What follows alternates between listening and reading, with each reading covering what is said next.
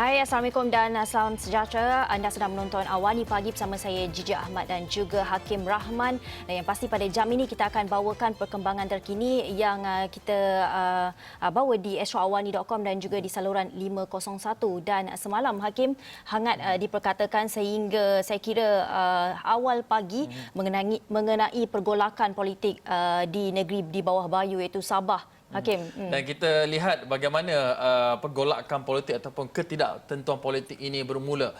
Ianya bermula apabila bekas Ketua Menteri Sabah Tan Sri Musa Aman mengumumkan ataupun mendakwa bahawa beliau mempunyai sokongan majoriti untuk membentuk kerajaan baharu di negeri itu. Dan beliau memaklumkan perkara itu dalam satu sidang media tergempar yang dibuat di rumahnya pada petang semalam untuk membentuk gabungan baharu Perikatan Nasional ataupun PN.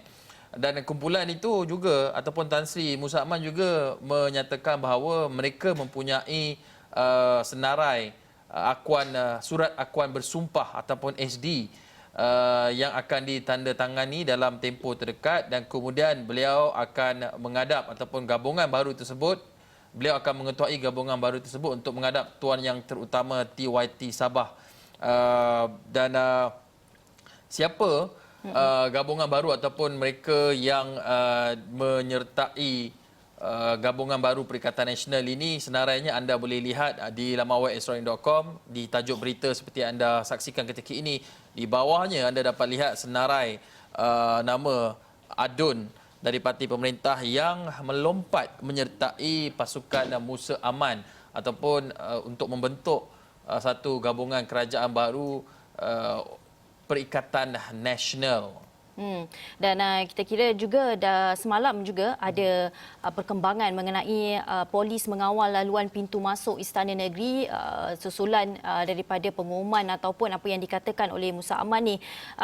Polis dikatakan mula mengadakan sekatan dan kawalan di laluan pintu masuk utama ke Istana Negeri susulan perkembangan politik di sana, dan pemerhatian mendapati suasana di pintu masuk istana juga dalam keadaan terkawal, dan pengamal media sebenarnya pada pukul lebih kurang 10 hingga ke 12 malam itu sudah pun berkumpul di hadapan Istana Negeri. Dan ini susulan bekas Ketua Menteri Tan Sri Musa Aman yang mendakwa telah memperoleh majoriti mudah untuk membentuk kerajaan negeri baharu menerusi gabungan beberapa parti di negeri itu. Dan kita banyak jangkakan pada hari ini juga Hakim apa yang bakal berlaku, dan dalam masa yang sama Musa Aman dijangka menghadap yang di Pertua Negeri Tun Johor Mahiruddin di istana tersebut malam ini, tetapi tiada pengesahan mengenai perkara itu setakat ini. Baik, dalam masa yang sama di sebalik kawalan ketat pihak berkuasa di hadapan istana negeri itu juga, kita juga menerima maklumat terkini ataupun reaksi daripada Ketua Menteri Sabah ketika ini, Datuk Seri Mohamad Shafie Apdal, yang menyatakan dan mengesahkan bahawa beliau masih lagi Ketua Menteri Sabah yang sah selepas mendapat sokongan majoriti ahli Dewan Undangan Negeri. Ini kata Datuk Seri Shafie Apdal ketika ditemui pemberita di kediaman rasminya. Dan kata Datuk Seri Shafie Apdal, apa yang beliau nyatakan adalah kita menjangkakan bahawa Datuk Seri Shafie Apdal akan menghadap Tuan Yang Terutama TYT, dan beliau kemudian akan mengadakan satu sidang media bagi menyatakan perkembangan terkini situasi ataupun politik di Sabah. Itu yang kita terima, dan dalam masa sama pagi ini apa yang boleh kita jangkakan setakat ini, tiada peralihan kerajaan negeri Sabah sehingga pagi ini. Walaupun malam tadi memang dah riuh dengan kenyataan dibuat oleh bekas Ketua Menteri paling lama di Sabah, Tan Sri Musa Aman, 15 tahun memerintah, tetapi kerajaan negeri diterajui Datuk Seri Mohamad Shafie Apdal masih lagi kekal sebagai Ketua Menteri. Dan seperti yang dimaklumkan, Tan Mohamad Shafie Apdal akan mengadakan sidang media jam 10 pagi nanti. Kita akan bawakan perkembangan terkininya langsung dari Kota Kinabalu, Sabah, berkenaan apa yang akan dinyatakan oleh Datuk Seri Shafie Apdal selepas beliau dipercayai akan menghadap TYT di Sabah. Itu perkembangan terkini yang kita boleh jangkakan. Tapi untuk konteks, untuk kita memahami apa yang berlaku dan berapa ramai sebenarnya yang lompat ataupun mereka yang menyatakan kekuatan ataupun kedudukan Pakatan Harapan di Sabah ini, kita lihat Presiden PKR Datuk Seri Anwar Ibrahim juga kemudian ada mengeluarkan kenyataan yang menyatakan bahawa beliau tidak merestui sebarang tindakan sokongan kepada pimpinan Tan Sri Musa Aman yang dilakukan oleh pemimpin PKR Sabah. Katanya tindakan disiplin akan diambil dan dikenakan terhadap adun ataupun individu yang melakukan tindakan sedemikian. Kita dengarkan sedikit apa kata Presiden PKR Datuk Seri Anwar Ibrahim. Kita prihatin dan pilihan keadilan kita harapan masih menyokong kerajaan warisan pimpinan Datuk Seri Shafie. Kita sedang ada juga yang kata ada yang dilantik dari PKR juga menyeberangi ke ada dari keadilan dari berbagai parti ya. Kalau sah besok kita akan bicarakan. Dia tak izinkan. Saya dekat Untuk Datuk Seri baru ni dengan Syafiq kan mungkin apa indikasinya mungkin kalau bisa berkongsi. Depan baiklah maknanya kita cuba leraikan dan saya berkelah ke pendirian PH.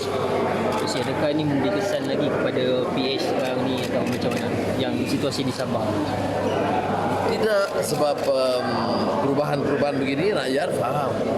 Mandat diberikan macam-macam pengkhianatan dan sekarang kerajaan Pakatan Nasional Perikatan Nasional.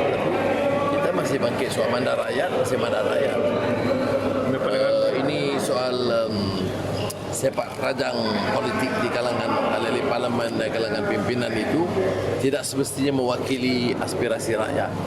Kadang-kadang orang salah telahan ya bahawa percaturan politik golongan kelompok atasan itu mewakili aspirasi rakyat. Tidak semestinya. Datuk Seri, perkembangan di Sabah adakah wajar pilihan raya umum dicepatkan pada pandangan Datuk Seri? Dia pilihan umum dalam keadaan COVID dengan sekatan-sekatan ini masalah kita. Itu yang saya ada keberatan. Kalau pilihan raya, jentera kita minta dipersiapkan di Melaka. Di antara perkara yang ditekankan ialah untuk persiapkan jentera pilihan raya. Tapi kita tahu, poster apa kena pakai begini. Ini soal sepak terjang politik di kalangan ahli parlimen dan pimpinan itu tidak semestinya mewakili aspirasi rakyat. Itu yang dikatakan oleh Datuk Seri Anwar Ibrahim. Tapi kalau kita lihat Hakim, kedudukan kerusi terkini untuk blok kerajaan sekarang mempunyai 45 kerusi termasuk 4 adun yang dilantik, manakala blok pembangkang 20 kerusi termasuk seorang adun dilantik. Dun Sabah ketika ini mempunyai 65 kerusi termasuk 5 adun yang dilantik dan majoriti mudah semasa adalah 33 kerusi. Dan untuk blok kerajaan pula, mereka ni terdiri daripada warisan.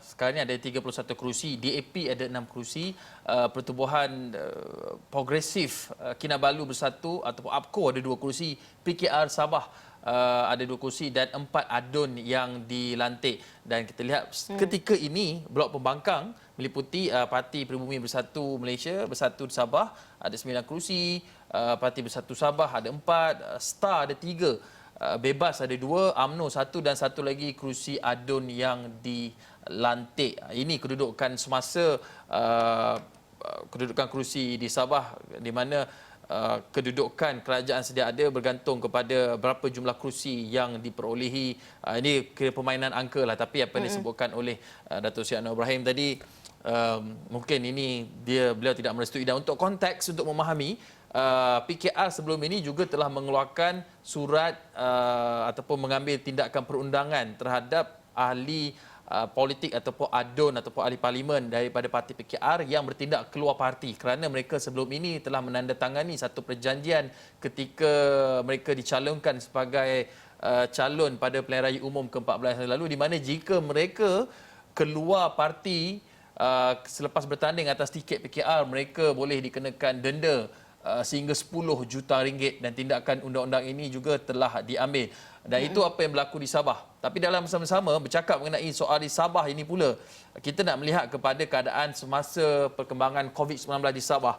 Kerana sejak sekolah mula dibuka semula pada Julai lalu, tiada sebarang kes dilaporkan, tetapi buat kali pertamanya sebuah sekolah di negeri Sabah dilaporkan berlakunya ataupun terdapatnya satu kes positif melibatkan pelajar. Ini melibatkan seorang murid tahun 2 ya di sebuah sekolah di daerah Inanam yang disahkan positif COVID-19.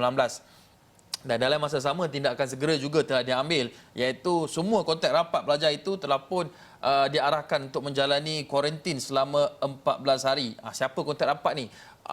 Rakan-rakan sekelas, ahli keluarganya, semua telah pun diarahkan untuk kuarantin sendiri. Dan pelajar ini mula-mula dikesan apabila dia mendapatkan rawatan di sebuah klinik kesihatan. Jadi lepas itu barulah dibuat ujian saringan dan disahkan positif COVID-19. Dan kalau kita nak lihat pelajar tersebut, dalam satu kelas tu ada 37 orang murid. Jadi ada ibu bapa dia dan juga 8 orang guru. Mereka ini telah dikenal pasti sebagai kontak rapat kepada pesakit tersebut. Ini satu perkara yang agak membimbangkan ketika kita sedang memasuki fasa PKP, pemulihan berlakunya kes seperti ini, dan melihat kepada keadaan landscape politik Sabah pula jika diumumkan untuk dilakukan snap election ataupun pilihan raya negeri, ini mungkin akan membahayakan ataupun mengubah keluk jangkitan COVID-19 ketika ini. Bercakap mengenai kebimbangan, dan kita tahu apabila itu berlaku, kita perlu mendapatkan penjelasan daripada Menteri sama ada perlu dikuarantin atau tidak. Ini penjelasan Menteri yang mengatakan sekolah tidak ditutup tetapi pelajar berkenaan perlu dikuarantin atau pelajar-pelajar yang ada kontak rapat dengannya. Dan sebaliknya, menurut Menteri Datuk Frankie Poon Ming, para pelajar di dalam kelas yang terlibat saja akan dikenakan arahan kuarantin selama 14 hari. Dan katanya sekolah tidak kena tutup. Satu kelas yang terlibat hanya perlu dikuarantin saja. Selepas itu semua mereka akan dikenakan ujian saringan COVID-19. Dan kita melihat bagaimana katanya juga mereka akan dibenarkan untuk pulang ke rumah masing-masing, dan beliau juga meminta kerjasama daripada ibu bapa pelajar supaya mereka dikenakan arahan kuarantin terhadap anak mereka. Dan keputusan ini agak membimbangkan juga sebab kalau kita lihat ia melibatkan satu institusi, iaitu institusi sekolah pendidikan. Dan bagaimana seorang pelajar itu yang membawa satu kes positif tetapi hanya dikuarantinkan satu kelas sahaja. Dan walau bagaimanapun kita nak tahu perkembangannya, kita akan tahu perkembangannya dari masa ke semasa, bagaimana keputusan yang akan dibuat, adakah kekal satu kelas saja dikuarantin atau mungkin akan melibatkan satu sekolah nanti. Ya, dalam masa yang sama kita lihat kes yang berada di Sabah itu juga merupakan sebahagian daripada kes positif COVID-19 yang dilaporkan semalam oleh Ketua Pengarah Kesihatan Malaysia, Datuk Dr. Nur Shah Abdullah, di mana semalam kita lihat ada 13 kes baru dilaporkan. Dan daripada 13 kes baru tersebut, 8 kes adalah kes import dan 5 kes adalah kes melibatkan penularan dalam negara. Tapi dalam masa sama, berita baiknya, semalam juga dilaporkan ada 5 kes yang telah pun dilaporkan pulih, ataupun secara keseluruhannya ada 8,612 kes yang telah pun pulih ketika ini. Ini satu perkembangan baik. Itu kes pulih 8,612, kes positif pula 8,956. Ini satu perkembangan yang baik melihat kepada betapa nipisnya ataupun sikit je perbezaan mereka dijangkiti dan mereka telah pun berjaya dipulihkan. Tetapi dalam masa sama juga Ketua Pengarah Kesihatan turut memaklumkan bahawa perkembangan terkini kluster-kluster baru yang wujud, iaitu kluster Mambung, di mana setakat ini ada 198 orang telah pun disaring dan 7 daripadanya dikesan positif. Dan manakala untuk kluster Sentosa pula 1,026 orang telah pun disaring dan 31 daripada jumlah yang disaring itu 1,026 itu didapati positif COVID-19 dan mereka ini telah pun sedang menerima rawatan dan kontak-kontak rapat mereka juga telah pun dikesan. Baik, itu perkembangan terkini mengenai COVID-19. Dan kita juga nak bawakan satu lagi perkembangan yang ini saya kira mungkin berita baik untuk mereka di luar sana, kerana kita bermaklum bahawa bank ataupun kerajaan sebelum ini memberikan moratorium bermula April hingga September. Moratorium pinjaman, maksudnya tak perlu bayar kereta, tak perlu bayar rumah dalam masa 6 bulan bagi membantu meringankan beban aliran tunai rakyat yang terkesan akibat kawalan pergerakan PKP bagi mengekang COVID-19 ini. Dan semalam Perdana Menteri Tan Sri Muhyiddin Yassin mengumumkan berita baik di mana beliau memaklumkan bahawa moratorium tersebut dilanjutkan sehingga Disember hujung tahun ini, tetapi ianya secara bersasar. Dan kata Perdana Menteri, lanjutan moratorium 3 bulan lagi itu bagi individu yang kehilangan pekerjaan dan pendapatan berikutan impak daripada penularan COVID-19. Selebihnya kerajaan akan melaksanakan pendekatan bersasar. Bagi individu yang kehilangan pekerjaan pada tahun ini, belum dapat lagi pekerjaan baru, mereka akan menikmati moratorium lanjutan bersasar untuk tempoh 3 bulan. Dan selepas 3 bulan, tempoh moratorium boleh dilanjutkan oleh bank-bank bergantung kepada situasi individu masing-masing. Dan keputusan ini katanya dicapai selepas berbincang dengan Kementerian Kewangan dan Gubernur Bank Negara Malaysia. Dan kita kira ini satu keputusan yang sangat baik dan dalam masa yang sama sangat sensitif dengan apa yang berlaku sekarang. Kita tahu ramai juga kehilangan pekerjaan dan juga banyak perniagaan seperti yang kita bawakan di Realiti Rakyat masih lagi cuba untuk mendapatkan kestabilan setelah bergelut ataupun sedikit jatuh ketika tempoh PKP dijalankan. Dan kita perlu berhenti berehat seketika. Kembali selepas ini kita akan bawakan lebih banyak perkembangan terkini di Astro Awan.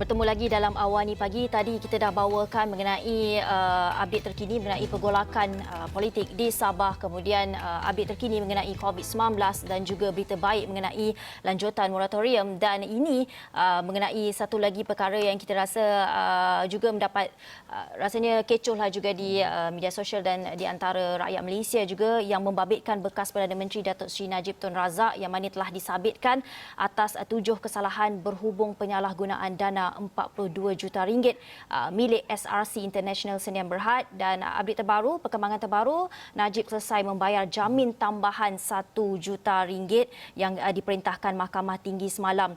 Dan beliau yang hadir memakai baju kemeja biru tiba di mahkamah pada pukul 1 petang bersama anaknya Nur Ashman yang difahamkan menjadi penjamin kepada bapanya. Dan beliau kemudian dilihat keluar dari kaunter pendaftaran jenayah Mahkamah Tinggi dan beredar dalam sekitar jam 1.30 petang. Dan kalau kita lihat, Hakim Muhammad Nazlan Muhammad Ghazali telah membuat keputusan dan setelah mendapati pendakwaan berjaya membuktikan kes terhadap semua pertuduhan yang dihadapi oleh Najib. Dan sebagai syarat tambahan, mahkamah turut memerintahkan Najib melaporkan diri di Balai Polis berdekatan 2 kali sebulan.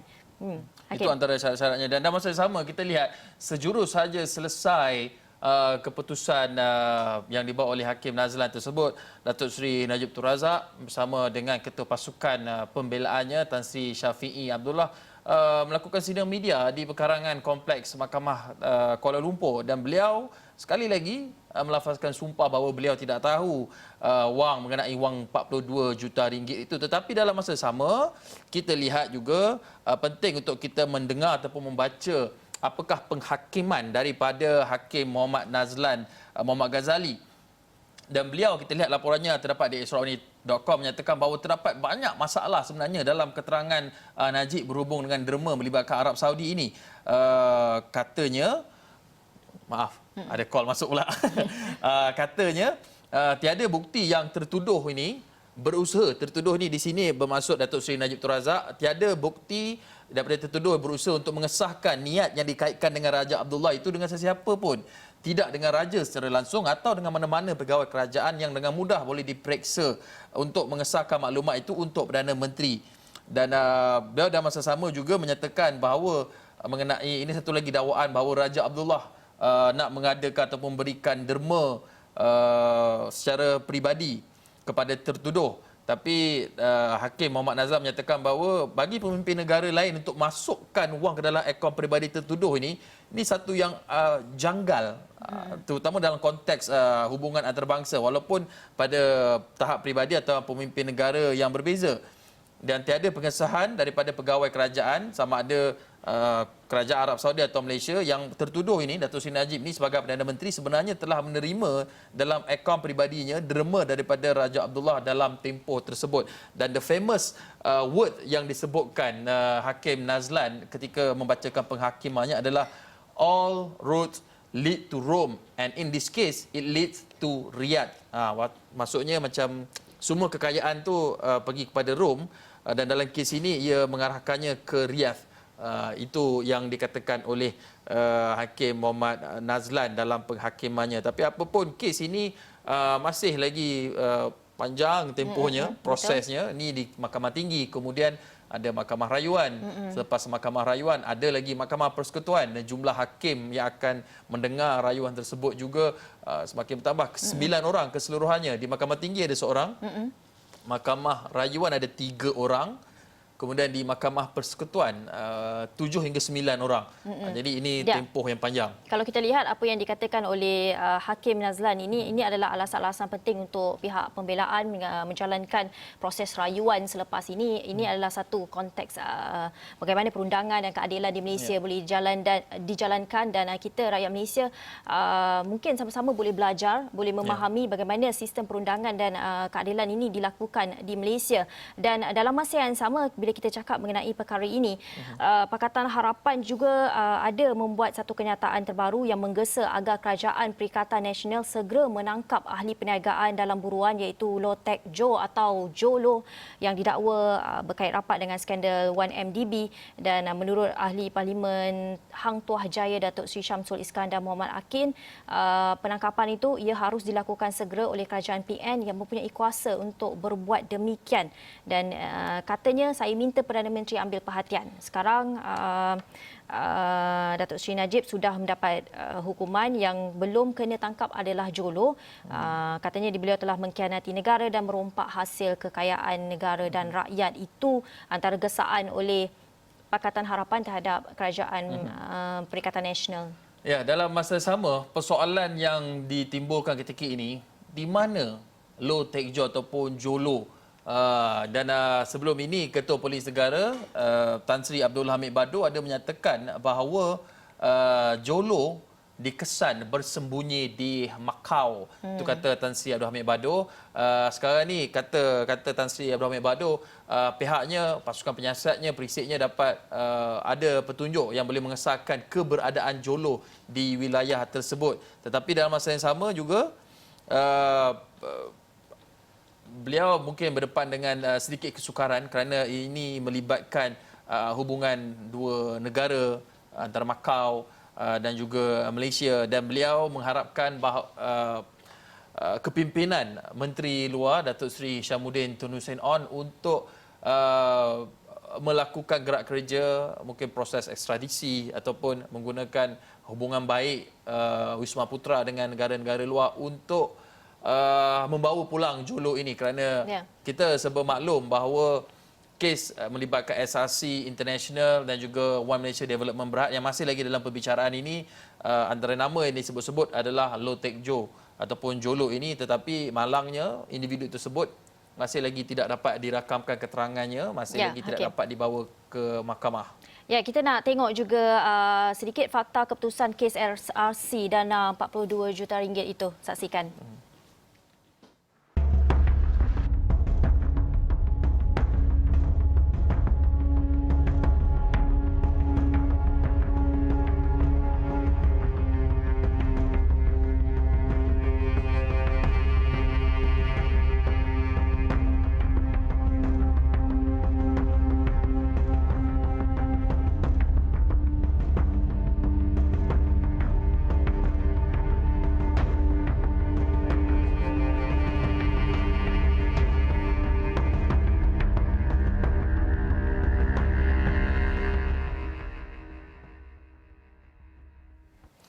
Baik, itu sedikit latar belakang berkenaan dengan kes ekstrasi international Sdn Bhd.